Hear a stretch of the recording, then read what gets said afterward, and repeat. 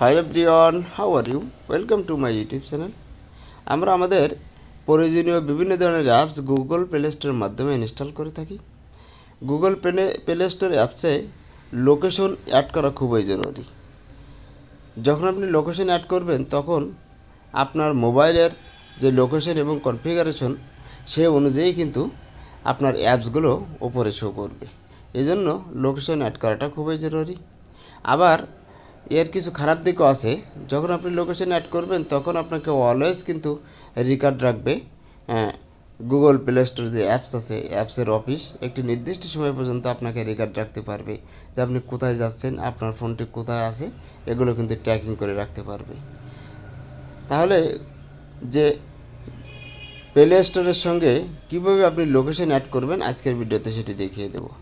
এর জন্য যে কাজটা করতে হবে, প্রথমে আপনার মোবাইলের ডিসপ্লেতে আসতে হবে এবং যে সেটিং আইকন আছে এই সেটিং আইকনে ক্লিক করতে হবে। সেটিং আইকনে ক্লিক করার পরে আপনি এখান থেকে স্কেল ডাউন করবেন।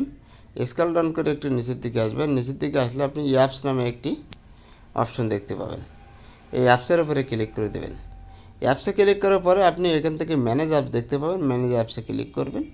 ম্যানেজ অ্যাপসে ক্লিক করার পরে আপনাকে একটু সময় নিতে পারে, কারণ এখানে অনেক ধরনের অ্যাপস আছে। সব অ্যাপসগুলো আপনার সামনে শো করবে। এখন স্ক্রল ডাউন করবেন। স্ক্রল ডাউন করে আপনার প্রয়োজন মতো যে অ্যাপস দরকার সেই অ্যাপসকে আপনি এখান থেকে খুঁজে বের করে নেবেন। খুঁজে যখন আপনি পেয়ে যাবেন তার উপরে ক্লিক করে দেবেন। আমি গুগল প্লে স্টোরে ক্লিক করে দিলাম। ক্লিক করার পরে অ্যাপস পারমিশন একটি অপশন চলে আসবে।